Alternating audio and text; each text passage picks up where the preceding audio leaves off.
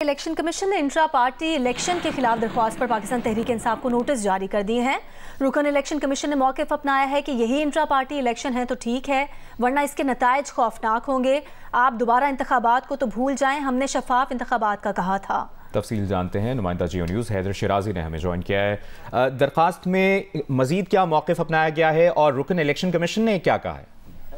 जी, पाकिस्तान तहरीक इंसाफ के intra party election से मुतल्लिक 14 दरख्वास्तें election commission में आई और जिसमें आज दरख्वास्त गुजार उनके वकला पेश हुए। इस मौका पर आज जो इंट्रा पार्टी इलेक्शन से मुतल्लिक वहाँ ये इन दरख्वास्तों में अब तक कहा गया है कि बेज़ाब्तगियाँ हुई हैं और जब ये समाअत हुई तो चीफ इलेक्शन कमिश्नर की सरबराही में 5 रुकनी बेंच इसकी समाअत कर रहा था। इस मौका पर अकबर एस बाबर की जानिब से वीडियो सबूत कुछ भी इलेक्शन कमीशन के सामने पेश किए गए, जिसमें पीटीआई सेक्रेटरीट में उनके जाने के हवाले से और इसके अलावा इंतखाबी अमल जो हुआ है उसकी वीडियोज भी आज इलेक्शन कमीशन में चलाई गई और बताया गया कि ये सिर्फ कबूल है कहकर यहाँ इंट्रा पार्टी इलेक्शन हुआ। दूसरा, उन्होंने कहा कि इलेक्शन कमीशन के इंट्रा पार्टी इलेक्शन के हवाले से पीटीआई की वेबसाइट पर कोई तफसीलात नहीं जमा करवाई गई।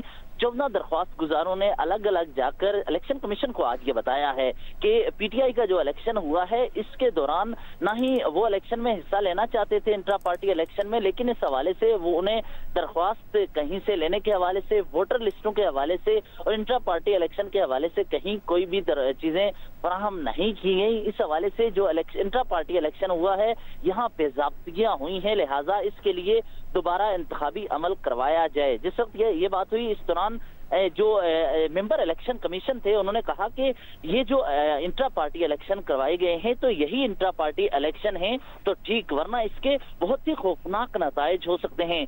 इस पर मेंबर इलेक्शन कमीशन ने मजीद कहा कि आप दोबारा इंतखाबात को भूल जाएं, हमने सिर्फ शफाफ इंतखाबात का कहा था। और इस हवाले से उसके बाद पीटीआई की जो साबिक रहनुमा थे महमूद खान, वो आए, उन्होंने कहा कि हमारे बल्ले के निशान को बरकरार रखा जाए और इसके बाद पाकिस्तान तहरीक इंसाफ को नोटिस जारी किए गए हैं और 12 दिसंबर को नोटिस जारी करते हुए अगली समाअत रखी गई है। जबकि जब ये समाअत हो रही थी इसी मौका पर इलेक्शन कमीशन ऑफिस के बाहर यहाँ कुछ अफराद भी पीटीआई के हमायत के लिए जो इन दरख्वास्त गुजारों के साथ यहाँ उनके हमायत के लिए आए थे कि इंट्रा पार्टी इलेक्शन में बेज़ाब्तगियां हुई हैं, वो ये नारे लगा रहे थे कि वो बेज़ाब्तगियों को खत्म करते हुए दोबारा इंतखाबात करवाए जाएं। जी, बहुत शुक्रिया आपका हैदर शिराजी, आपने तफसीलन आगाह किया। बता रहे थे कि इस्लामाबाद में इलेक्शन कमीशन के बाहर पीटीआई के कारकुन एहतजाज कर रहे हैं, आप बता रहे थे, और आपने ये भी बताया कि पीटीआई कारकुन पीटीआई इंट्रा पार्टी इंतखाबात के खिलाफ एहतजाज कर रहे हैं और साथ ही साथ जो सूरत हाल है उससे मुतालिक भी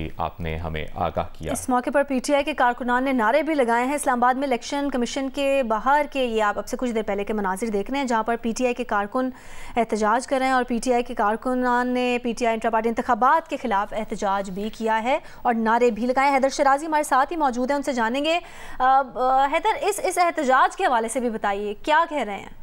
जी, ये जिस वक्त यहाँ इंट्रा पार्टी इलेक्शन से मुतालिक यहाँ समाअत हो रही थी तो इलेक्शन कमीशन के ऑफिस के बाहर ही यहाँ वर्कर भी इकट्ठे हुए। उन्होंने ये नाराबाजी की कि जो इंट्रा पार्टी इलेक्शन हुए हैं इसमें साबिक एक पीटीआई के चेयरमैन ने दूसरे चेयरमैन को मुंतखब कर दिया। इस दौरान पार्टी के वर्कर्स को या वोटर्स जो थे इंट्रा पार्टी इलेक्शन में उनको नहीं बुलाया गया, उनको बुलाया जाना चाहिए था, एक जमहूरी अमल होना चाहिए था। तो लिहाजा ये जो एहतजाज करने वाले थे इन्होंने ये मुतालबा किया है और ये नारे लगा रहे थे कि इंट्रा पार्टी इलेक्शन दोबारा हो क्योंकि इसमें बेज़ाब्तगियां हुई हैं और वर्कर को इसमें हिस्सा लेने की इजाजत दी जाए। जी, ठीक है हैदर शिराजी, शुक्रिया।